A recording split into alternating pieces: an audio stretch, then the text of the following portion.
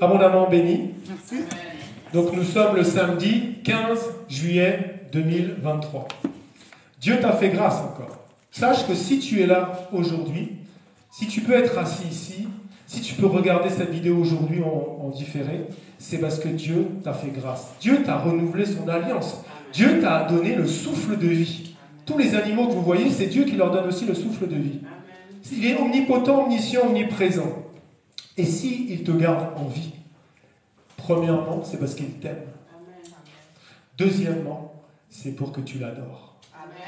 Et troisièmement, c'est parce qu'il a besoin de toi pour aller annoncer cette bonne nouvelle de la croix de Golgotha, l'évangile. L'évangile veut dire bonne nouvelle. Le diable a tronqué le mot évangile. Quand tu dis je suis évangéliste, les gens ils te regardent bizarrement. Mais t'es pas catholique? Non, je suis évangéliste. Je suis un disciple de Jésus.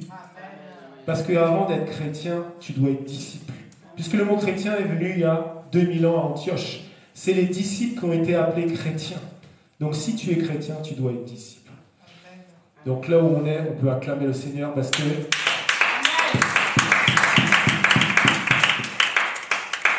Et comme on dit avec mon épouse, avant de commencer, parce que là, en fait le thème, c'est marrant. Le thème, je l'ai eu hier. Des fois le Seigneur il me donne une semaine à l'avance. Et en fait c'est en parlant avec mon épouse, le Seigneur m'a mis à cœur de parler de quelque chose. Mais avant, tu vas regarder ton voisin et tu vas dire je t'aime. Parce que ça fait du bien de donner, de recevoir. Il n'y a pas assez d'amour dans ce monde. Et l'amour, c'est la base de tout.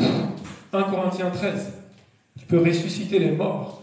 Tu peux parler toutes les langues des anges. Tu peux parler toutes les langues du monde. Mais si tu n'as pas l'amour, tu n'es rien. Donc, franchement, que le Seigneur nous remplisse de son amour. Et qu'on aille déverser l'amour. Que les gens nous regardent plus comme ils pouvaient nous voir avant. Ils nous disent « Waouh, je veux être comme cette personne. » Et c'est là où ils vont se convertir. Pas à une religion, à une relation d'amour à Christ. Amen. Donc aujourd'hui, le thème aujourd'hui, c'est le langage. Le langage. Quel langage tu as, mon frère? Quel langage tu as, ma sœur? Quel langage tu avais avant de rencontrer le Christ? Quel langage tu as aujourd'hui? Et quel langage tu vas avoir demain?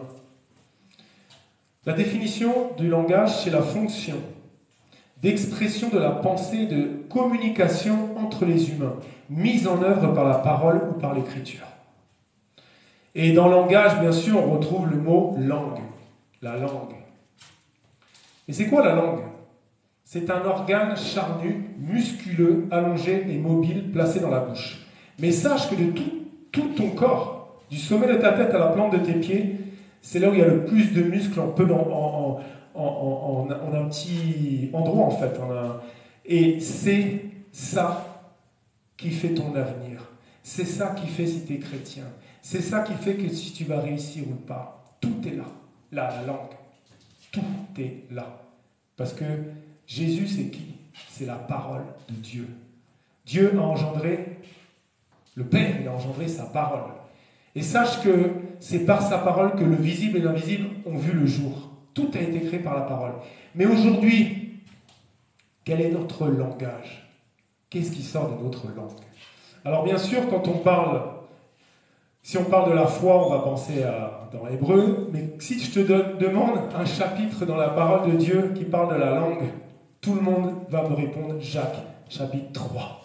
Parce que tout y est. Et je ne vais pas tout lire, mais je vais lire juste un peu pour qu'on s'imprègne. Donc je vais lire du verset 3 au verset 12.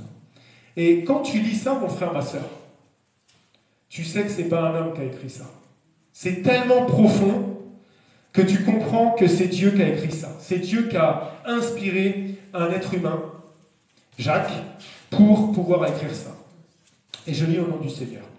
Si nous mettons le mort dans la bouche des chevaux pour qu'ils nous obéissent, nous dirigeons aussi leur corps tout entier. Voici, même les navires qui sont si grands et que poussent des vents impétueux sont dirigés par un très petit gouvernail, au gré du pilote. J'aime trop quand le Seigneur parle. De même, la langue est un petit membre, et elle se vante de grandes choses. Voici comment un petit feu peut embraser une grande forêt. Si tu regardes ta langue par rapport à tout ton corps, c'est tout petit. Si tu regardes ce gouvernail sur ce bateau, c'est tout petit. Le Titanic, immense. Mais un petit gouvernail, même s'il y avait des grands vents, même s'il y avait des vagues, ce petit gouvernail va diriger le navire. Ce cheval, un cheval ça pèse, je ne sais pas, des tonnes. Mais ce petit-là qui est mort, qui met dans la bouche, sert à le diriger, à droite, à gauche. Allez, tu t'arrêtes, t'avances. La langue, c'est ce qui va te faire avancer ou te faire reculer avec le Seigneur.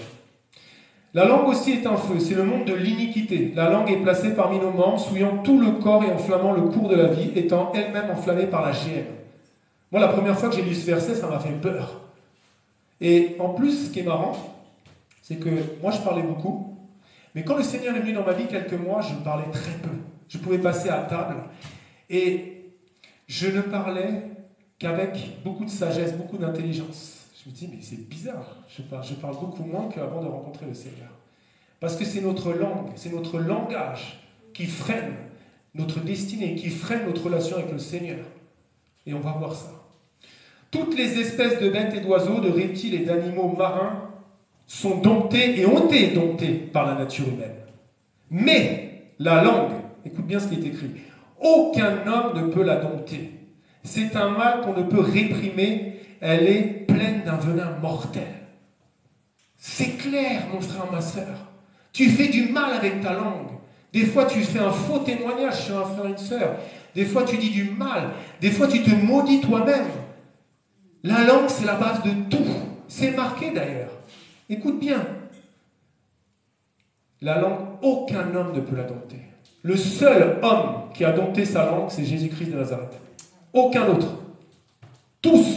Moïse, il a quand même dit au Seigneur, mais est-ce que c'est moi qui ai enfanté ces enfants-là Seigneur, donne-moi la mort. Élie, tous ces prophètes, ils ont péché contre l'Éternel avec leur langue. Et nous péchons tous par notre langue. C'est clair. Nous tous.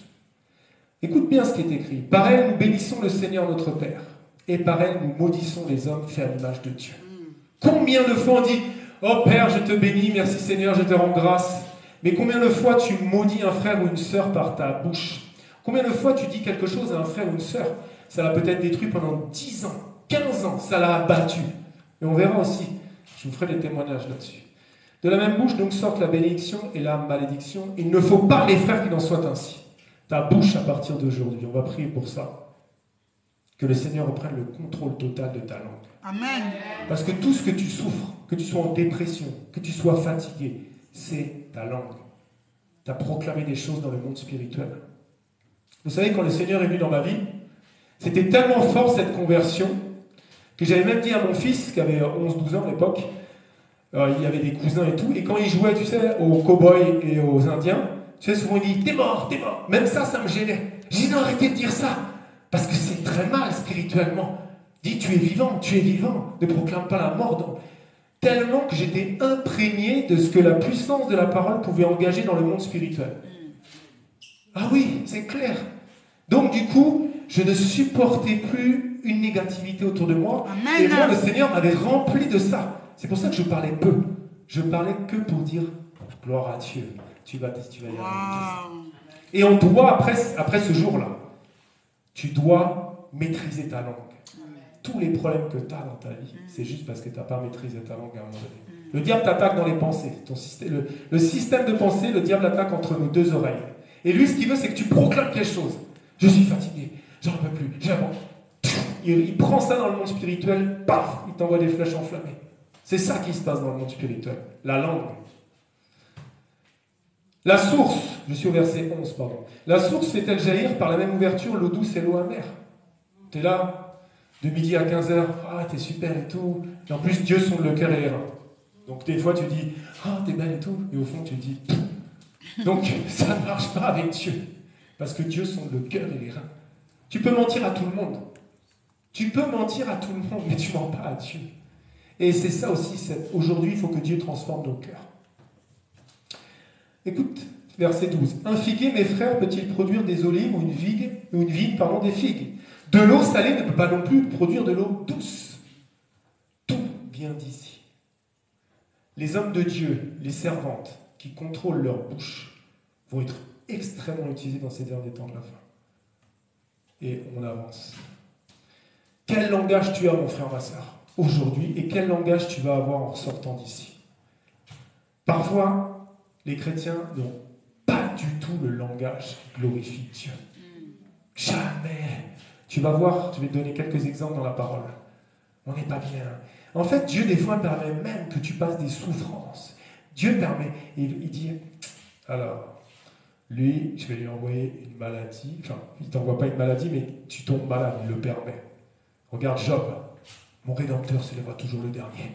Lui qui a tout morflé. Il a perdu sa famille. Il a perdu tout son argent. Il a perdu son bétail. Et il a eu un ulcère.